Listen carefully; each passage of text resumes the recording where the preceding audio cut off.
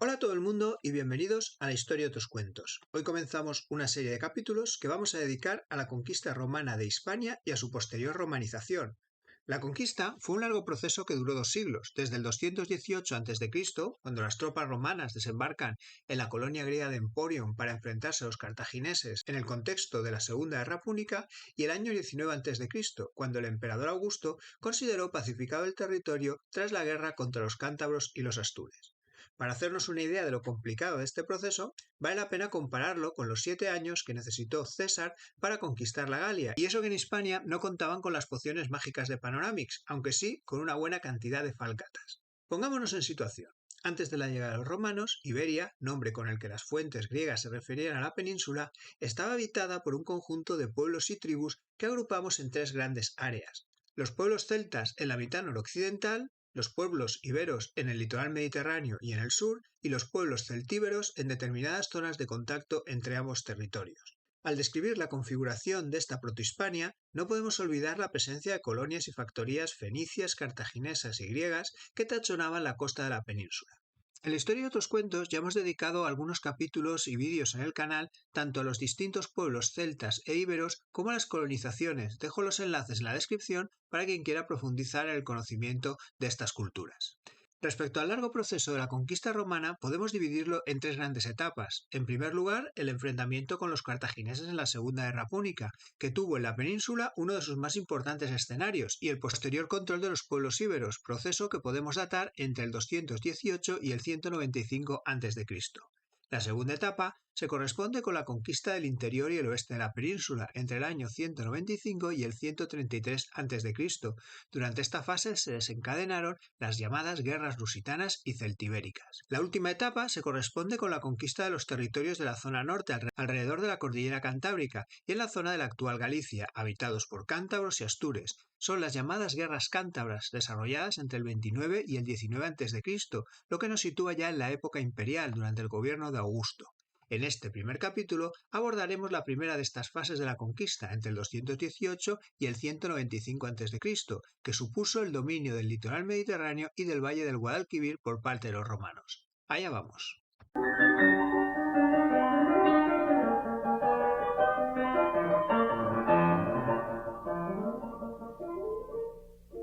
La primera intervención de Roma en el territorio peninsular se enmarcó en el contexto de la Segunda Guerra Púnica, que se disputó entre el 218 y el 201 a.C. Cartago, una antigua colonia fundada por los fenicios en la actual Túnez, se hizo con el control del comercio fenicio en el Mediterráneo occidental tras la caída de Tiro en manos del imperio babilónico de Nabucodonosor. Cartago y Roma competían por la hegemonía en un Mediterráneo occidental que no era lo bastante grande para las ambiciones de ambas repúblicas. La Primera Guerra Púnica, entre el 264 y el 241 a.C., debía resolver esta rivalidad.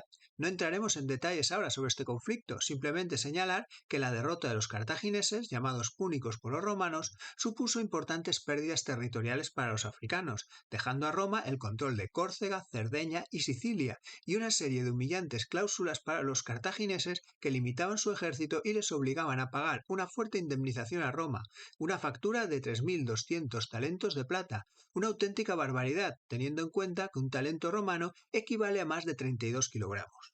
Los cartagineses, lejos de hundirse, comenzaron a buscar la manera de resarcirse de estas pérdidas, y fue entonces cuando cobró importancia en el tablero geopolítico la península ibérica. A partir del 237 a.C. y liderados por Amílcar Barca, Cartago amplió su presencia en la península, apoderándose por pactos o por la fuerza de la zona meridional. A la muerte de Amílcar, en la batalla de Lice en el 224 a.C., su yerno y sucesor Asdrúbal el Bello se mostró partidario de pactos con los indígenas, eso sí, asegurándose su fidelidad mediante la entrega de rehenes por las principales familias iberas, confianzas las justas como podemos ver. Asdrúbal fundó la ciudad de Car-Hadast, que los romanos llamaron Cartago Nova y es la actual Cartagena. Esta ciudad se convirtió en la base desde la que Cartago afianzaba su presencia en la península. El objetivo de Cartago en Iberia era resarcirse de las pérdidas sufridas en la Primera Guerra Púnica y recuperar su fuerza militar. Los pactos con los iberos les sirvieron para incorporar a sus afamados guerreros como tropa mercenaria. Fueron las ricas minas de plata de los alrededores de Cartagena las que permitieron a Cartago formar el gran ejército que luego utilizó Aníbal, con el estimable refuerzo de la caballería númida y de un nutrido grupo de paquidermos, contra la República Romana.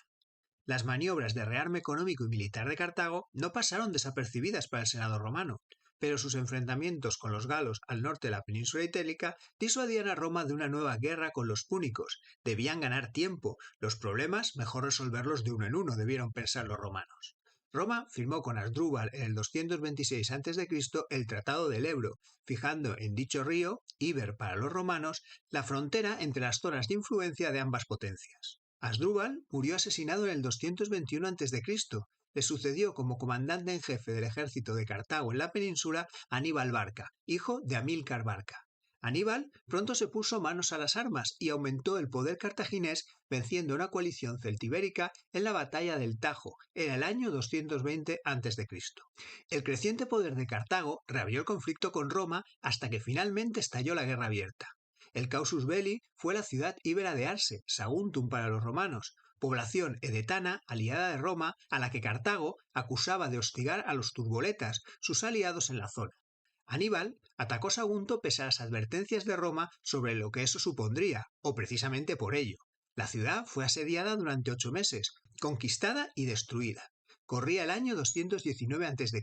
y corría hacia la guerra. El Senado de Roma declaró la guerra a Cartago, recurriendo a la geografía creativa para justificar su intervención en un territorio que el Tratado del 226 a.C. dejaba bajo influencia púnica. A fin de cuentas, Iber significaba río, solo había que aplicarlo al Júcar en lugar del Ebro y así dejar a Sagunto en zona romana. Detalles topográficos aparte, había comenzado la Segunda Guerra Púnica, que enfrentó a las dos ciudades entre el 218 y el 201 a.C. Durante unos años, el escenario principal de la guerra fue la península itálica. Aníbal atravesó los Pirineos y los Alpes con un ejército de africanos e íberos apoyados por caballería y elefantes, en una de las maniobras más audaces de la historia militar. Recorrió la península itálica a golpe de batalla desde el lago Trasimeno hasta Canas, derrotando a todos los ejércitos romanos que le salieron al paso hasta plantarse a las puertas de Roma, pero sin llegar a rendir la ciudad. Aníbal obligó a Roma a buscar otras soluciones estratégicas, y esta solución pasó por atacar la retaguardia y los suministros que llegaban a Aníbal desde la península ibérica. Fue en ese momento cuando comenzó la conquista romana de Hispania. Los romanos desembarcaron en Emporion en el 218 a.C. La ciudad era una colonia griega aliada de Roma. Al mando de las legiones romanas estaban los hermanos Neo y Publio Escipión. Los romanos vencieron la batalla de Dertosa en el 215 a.C. y avanzaron por la costa tomando la ciudad de Sagunto en el 214 a.C. Pero el ejército cartaginés, bajo el mando de Asdrúbal y Magón, hermanos de Aníbal, y de Asdrúbal Giscón, lograron derrotarlos en las batallas de Cástulo e Ilorca, conocidas como las batallas del Alto Betis, del 211 a.C., y acabaron con la vida de los dos generales. El militar clave para la victoria de Roma en la Segunda Guerra Púnica fue Publio Cornelio Escipión, hijo del Publio Escipión muerto en la batalla de Cástulo. Llegó a Hispania en el 211 a.C. y bajo su mando las legiones romanas conquistaron la ciudad de Cartago Nova en el 209 a.C. en una rápida maniobra que sorprendió a los ejércitos de Cartago lejos de su capital. La toma de la ciudad fue vital y cambió el curso de la guerra. Junto al golpe moral, Escipión arrebataba a los cartagineses la base de su armada, las ricas minas de plata que pagaban a los mercenarios y los rehenes con los que Cartago se aseguraba la siempre cambiante fidelidad de los caudillos iberos. Escipión logró romper las alianzas de las poblaciones indígenas con Cartago. Jefes o régulos como Edecón de los edetanos, Indíbil de los ilerguetes o Mandonio de los ausetanos pasaron a ser aliados de Roma. En el año 208 a.C. realizó un rápido avance hacia el sur. El enfrentamiento decisivo en Hispania entre Escipión y Asdrúbal tuvo lugar en la batalla de Baec, emplazamiento en la actual provincia de Jaén que todavía no está del todo claro. El resultado fue una incontestable victoria para Roma. Tras la batalla, Asdrúbal marchó con los restos de su ejército hacia la península itálica en apoyo de Aníbal, repitiendo la maniobra que éste ya había realizado superando Pirineos y Alpes, pero fue derrotado, capturado y decapitado por los romanos a orillas del río Metauro, antes de poder reunirse con su hermano. Escipión avanzó por el valle del Guadalquivir y acabó con los restos del ejército cartaginés en la batalla de Lipa, cerca de Hispalis, la actual Sevilla, en el 206 a.C. Al hacerse con el control de la ciudad de Gadir, también en el 206, terminó con la presencia púnica en la península. La Segunda Guerra Púnica continuó, pero ya fuera de Hispania. La definitiva rendición de Cartago tuvo lugar en el 201 a.C.